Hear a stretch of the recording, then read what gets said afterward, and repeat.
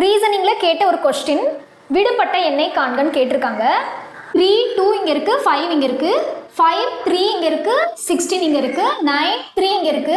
இந்த question mark இருக்கிற இடத்துல என்ன நம்பர்ஸ் இங்க வரும் அப்படின்றத கேட்டிருக்காங்க.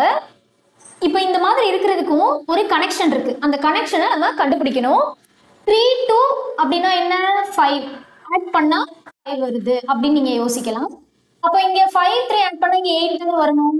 அப்போ இங்க வரல. அப்போ இந்த மாதிரி நம்ம யோசிக்க கூடாது. அப்போ என்ன பண்ணிருக்காங்க அப்படின்னா, இந்த 3 எடுத்துக்கோங்க. 3 வந்து ஸ்கொயர் பண்ணிருக்காங்க. 3 ஸ்கொயர் பண்ணா என்னது?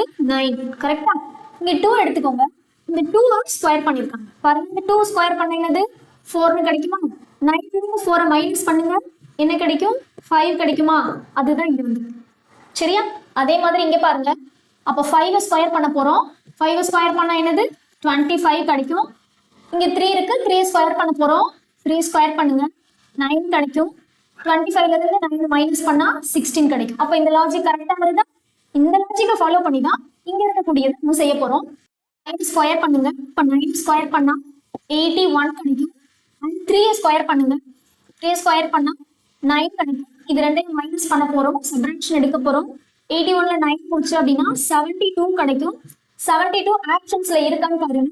இருக்கு. அப்போ நம்ம ஆப்ஷன் சி தான் நமக்கு கரெக்டான ஆன்சர். இந்த கொஸ்டினை இந்த மாதிரி தான் நம்ம பண்ண முடியும்.